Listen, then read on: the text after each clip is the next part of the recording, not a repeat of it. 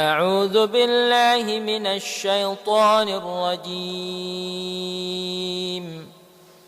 فلما ألقوا قال موسى ما جئتم به السحر إن الله سيبطله إن الله لا يصلح عمل المفسدين ويحق الله الحق بكلماته ولو كره المجرمون.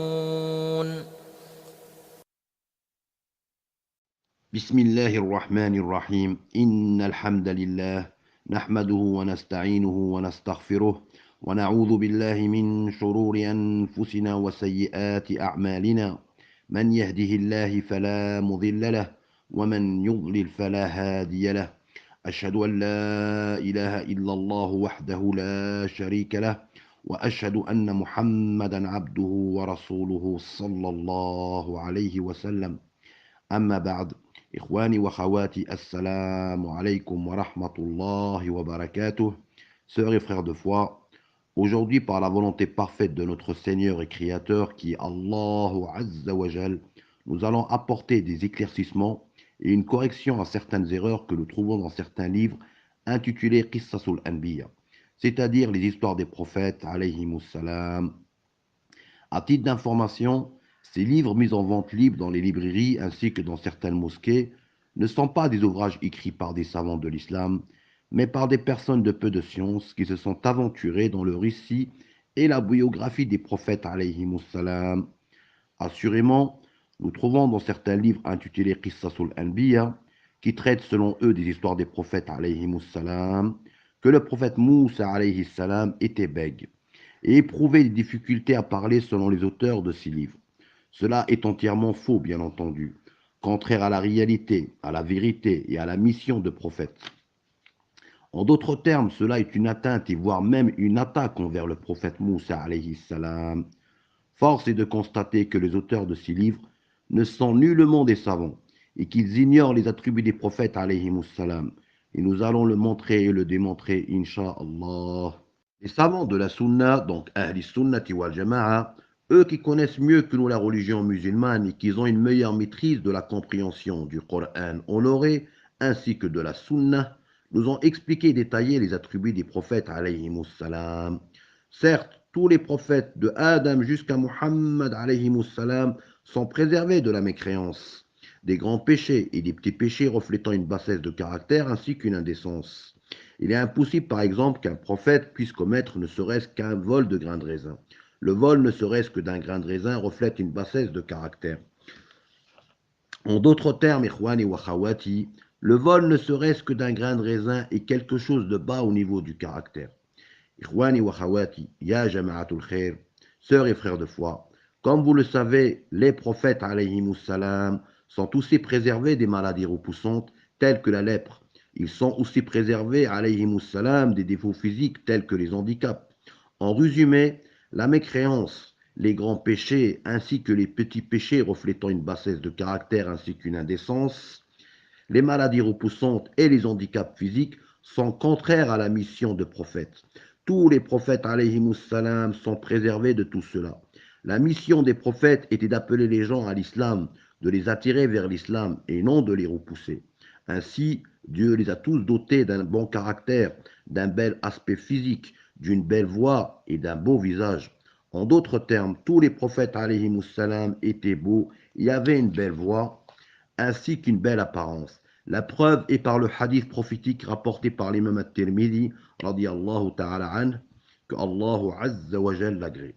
Rasulullah Sayyidina Muhammad alayhi salatu wassalam يقول في الحديث رواه الإمام الترمذي ما بعث الله نبيا إلا حسن وجه حسن الصوت وإنا نبيكم أحسنهم وجها وأحسنهم صوتا. Le messager de Allah, notre maître Muhammad alayhi salatu wassalam, a dit dans un hadith rapporté par l'imam at-Tirmidhi, Allah n'a envoyé aucun prophète qui n'ait un beau visage et une belle voix. Et certes, votre prophète a le plus beau visage et la plus belle voix d'entre eux. Ikhwani wa khawati, sœurs et frères de foi, ya jama'atul khair, les prophètes sont les meilleures créatures de Dieu. Ils ne sont pas seulement les meilleurs êtres humains, mais ils sont meilleurs que les anges. Bien que les anges ne désobéissent jamais à Allah Azza wa Jal, selon le jugement de Dieu, les prophètes alayhimus salam sont meilleurs que les anges, et ceci malgré que les prophètes alayhimus salam ne sont pas préservés d'un petit péché qui ne reflète ni bassesse ni indécence.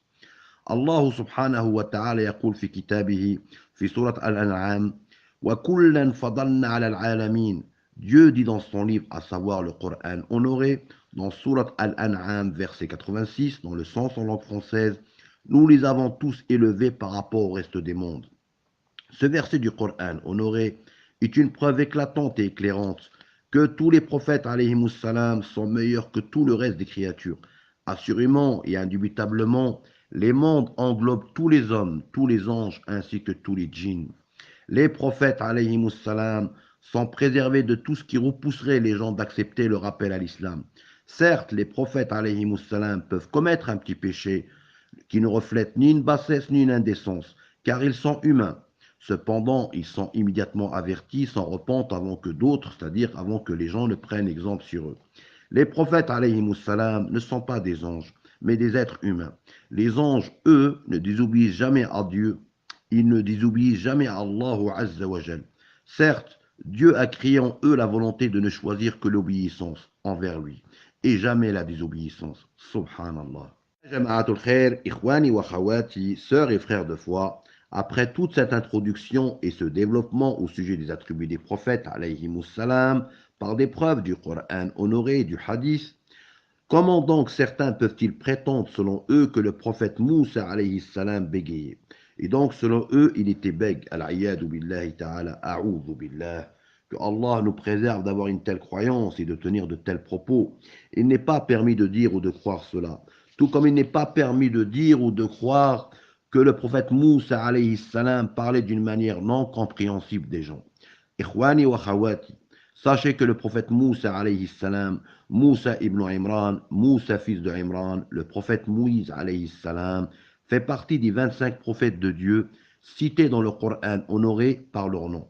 Pour plus de précision, sachez que le nom de Moussa alayhi salam est cité 136 fois dans le Coran honoré dans de nombreuses sourates. Ya jama'atul khair, ikhwani wa khawati, sœurs et frères de foi, sachez que les mufassiroun, c'est-à-dire les savants spécialistes du Coran honoré, ceux qui sont versés dans la science du tafsir, de l'exégèse du Coran honoré, ont dit que le prophète Moussa alayhi salam, alors qu'il était enfant, était sur les genoux de Pharaon, c'est-à-dire les genoux de Pharaon, de Pharaon, ce grand mécréant. Le prophète Moussa alayhi salam a pris la barbe de ce dernier et a tiré dessus. Suite à cela, ce grand mécréant de Pharaon, qui prétendait être Dieu d'après lui, a voulu tuer Moussa alayhi salam. Asiya, la femme de Pharaon, qui aimait beaucoup Moussa alayhi salam, a eu peur pour lui. Elle a pris la défense du prophète Moussa alayhi salam. Elle a dit à son époux qui était Pharaon que Moussa était un enfant et qu'il ne comprenait pas. Asiya, pour sauver Moussa alayhi salam, a proposé à Pharaon que 2 charbons ardents et 2 perles lui soient présentés. Elle a dit à Pharaon que si Moussa alayhi salam évite de prendre les charbons ardents, alors Pharaon saura que Moussa comprend. Lorsque Asiya a présenté les 2 charbons ardents devant Moussa alayhi salam, Dieu a fait que Moussa a pris l'un d'entre eux. Il l'a mis dans sa bouche, et ceci lui a légèrement brûlé la langue. Cependant, quand le prophète Moussa alayhi salam a grandi et qu'il s'y mit à parler, ses propos étaient compréhensibles des gens. Il ne bégayait pas et ses propos n'étaient pas incompréhensibles. Dans Surat Taha, Allah subhanahu wa ta'ala nous informe que le prophète Moussa lui a demandé de le guérir de cette légère brûlure qu'il avait sur la langue. Dieu a exaucé l'invocation du prophète Moussa alayhi salam et l'a complètement guéri. Wani wa khawati, sœurs et frères de foi, ya jama'atul khair, Allahu azza wa jal, Allahu tabaraka wa ta'ala, Allahu subhanahu wa ta'ala nous informe dans son livre qu'il a ordonné au prophète Moussa alayhi salam d'aller voir Pharaon, donc d'aller voir Pharaon, et de lui délivrer un message, à savoir d'appeler ce dernier à l'adoration de Dieu lui seul, à croire en lui et à son unicité, et à délaisser la mécréance. Dieu nous informe aussi dans son livre, à savoir le Coran honoré, que le prophète Moussa alayhi salam lui a demandé d'envoyer avec lui son frère cadet, qui est Haroun alayhi salam, afin qu'il l'aide à transmettre le message à Pharaon. Dieu a exaucé la demande du prophète Moussa alayhi salam. Il faut savoir que Haroun aussi était prophète alayhi salam. Dieu a élu Moussa ainsi que Haroun par la prophétie. Haroun par rapport au prophète Moussa alayhi salam avait une langue intacte car Moussa avait une légère brûlure sur la langue, ce qui entraînait qu'il avait une légère lenteur dans sa façon de s'exprimer. Voici donc la bonne compréhension de ce qui est rapporté dans le Coran honoré et ce qui est conforme au statut des prophètes salam, ainsi qu'aux attributs des prophètes salam. Allah subhanahu wa ta'ala rapporte dans le Coran honoré la parole du prophète Moussa alayhi salam dans Surat al-Qasas. Rabbi inni qataltum minhum nafsa فأخاف أن يقتلون وأخي هارون هو أفصح مني lisana. Dans le sens en langue française, ô mon Seigneur, j'ai tué parmi eux une personne, je crains qu'ils ne me tuent, et mon frère Haroun a une meilleure langue que moi. Allah Azza wa Jalla a ordonné à son prophète Moussa alayhi salam de se diriger vers Pharaon et de lui délivrer le message. Alors Moussa alayhi salam a dit à son Seigneur Rabbi inni qataltum minhum nafsa fa'akhafu an yaqtulun wa akhi Haroun huwa afsahu minni lisana. Dans le sens en langue française, ô mon Seigneur, j'ai tué parmi eux une personne, je crains qu'il ne me tue, et mon frère Haroun a une meilleure langue que moi. Et Sayyiduna Moussa alayhi salam a demandé à son Seigneur qu'il lui accorde que Haroun l'accompagne afin qu'il l'aide à transmettre le message. Et Allah Azza wa Jal a exaucé son prophète Moussa alayhi salam. Ikhwani wa khawati, nous allons expliquer ce verset qui se trouve dans Surat al-Qasas, dans le Coran honoré. Comme vous le savez, le meurtre et l'assassinat comptent parmi les grands péchés. Comme vous le savez, les prophètes salam sont préservés des grands péchés. Les prophètes salam sont préservés de cela. Il faut savoir que le prophète Moussa salam, donc le prophète Moïse, en voulant défendre un homme de son peuple contre un homme du peuple de Pharaon, donc contre un homme du peuple de Pharaon, le prophète Moussa salam a poussé ce dernier qui est tombé. La chute a provoqué sa mort, c'était un accident. Le prophète Moussa n'avait pas l'intention de le tuer. Par conséquent, ce n'était ni un meurtre et encore moins un assassinat. D'autre part, il faut savoir que les prophètes salam sont courageux. Ce ne sont pas des lâches. Le prophète Moïse salam, le prophète Moussa salam a craint que Pharaon ne l'exécute car il avait tué sans le vouloir un homme de son peuple. Et Moussa salam savait que Pharaon était un grand mécréant injuste connu pour sa violence et ses nombreux crimes. Rabbi inni qataltum minhum nafsa fa'akhafu an yaqtulun wa akhi Haroun wa afsahu minni lisana. De même que Haroun alayhi salam, le prophète Haroun, le frère cadet du prophète Moussa alayhi salam, avait une langue intacte par rapport au prophète Moussa alayhi salam. Comme je vous l'ai expliqué, le prophète Moussa avait une légère lenteur dans sa façon de s'exprimer, de parler. Cependant, ses propos étaient parfaitement compréhensibles des gens. Il parlait parfaitement. Donc, Rabbi inni qataltum minhum nafsa fa'akhafu an yaqtulun wa akhi Haroun wa afsahu minni lisana.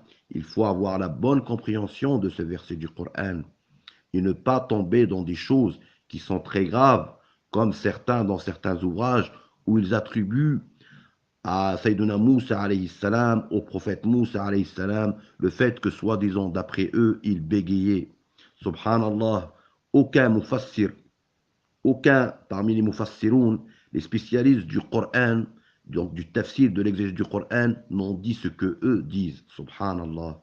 Ikhwani wa khawati, sœurs et frères de foi, pour finir ce dars, pour finir cette intervention, nous voyons dans certains ouvrages, dans le titre Qissasul Anbiya, donc les histoires des prophètes, que le prophète Moussa alayhi salam était juif selon les auteurs de ces livres. Comme je vous l'ai dit, ces ouvrages, ces livres ne sont pas écrits par des savants de l'islam, ce sont des ouvrages qui ont été écrits par des gens de peu de science. Bien entendu, cela est faux. Bien entendu que le prophète Moussa alayhi salam, le prophète Moïse alayhi salam n'étaient pas juifs. Le terme juif signifie une obédience, c'est-à-dire l'appartenance au judaïsme et donc à la religion judaïque. Tous les prophètes alayhi salam, de Adam jusqu'à Muhammad alayhi salatu wassalam, étaient musulmans. Kullul anbiya kanu ala din al-islam. Tous les musulmans étaient positionnés sur la croyance musulmane, sur l'islam, sur la religion musulmane. La seule religion révélée par Dieu à tous ses prophètes alayhi salam, de Adam jusqu'à Muhammad alayhi salam, est l'islam. Allah azza wa jal yaqul fi kitabihi fi surat al-Imran inna ad-dina 'inda Allah al-islam. Notre Seigneur et Créateur qui est Allah tabaraka wa ta'ala dit dans son livre, à savoir le Coran honoré, surat al-Imran verset 19, Inna ad-dina 'inda Allah al-islam, dans le sens en langue française, la seule religion agréée par Allah est l'islam. Tous les prophètes alayhimus salam n'étaient pas arabes, mais tous les prophètes étaient musulmans, sans exception aucune. Les prophètes arabes sont au nombre de 4. Il y a notre prophète Muhammad alayhi salatu wassalam, le dernier messager, le dernier prophète de Dieu alayhi salatu wassalam. Il y a Muhammad, Salih, Houd et Shu'aib. 4 prophètes alayhi salam sont syriaques, ce sont les 4 premiers, à savoir chronologiquement Adam, Shis, Idris et Nuh alayhi salam. Jama'atul khair, ikhwani wa khawati, le prophète Moussa alayhi salam n'était pas juif. Il ne faut surtout pas croire qu'il avait la croyance anthropomorphiste et la pratique religieuse des juifs que nous connaissons de nos jours. Assurément, les juifs prétendent que Dieu a créé les cieux et la terre en 6 jours, et puis, soi-disant, d'après eux, qu'il s'est reposé, qu'il s'est étalé sur le trône, sur le dos. A'udhu billah, al-'iyadu billahi ta'ala. Que Allah Azza wa Jal nous préserve de tenir de tels propos et d'avoir une telle croyance et des propos de mécréance. Le prophète Moussa alayhi salam fait partie de la descendance du prophète Jacob alayhi salam, qui est un prophète. Yaqub alayhi salam, le prophète Jacob alayhi salam, s'appelle aussi Israël. Retenez cela, c'est très important. Retenez que le prophète Yaqub, Jacob alayhi salam, s'appelle aussi Israël. Il a eu 12 enfants, et parmi eux, il y a le prophète Youssouf alayhi salam. Donc parmi les 12 enfants, les 12 fils que le prophète Yaqub a eu, il y a le prophète Youssouf, Joseph alayhi salam, et ses 12 fils, donc les 12 fils du prophète Yaqub, du prophète Israël alayhi salam, ils ont donné naissance aux 12 tribus de la descendance de Israël, c'est-à-dire du prophète Yaqub alayhi salam. Donc les Banu Israël, les fils de Israël. Parmi les Banu Israël, c'est-à-dire des fils de Israël, il y avait des musulmans et des non-musulmans. Donc quand on parle des Banu Israël, il ne s'agit pas des enfants directs du prophète Israël, du prophète Yaqub alayhi salam, mais de la descendance des 12 fils du prophète Yaqub. Et à titre d'information, sachez que le prophète Yaqub alayhi salam, donc le prophète Jacob alayhi salam, était le fils du prophète Ishaq, donc Isaac.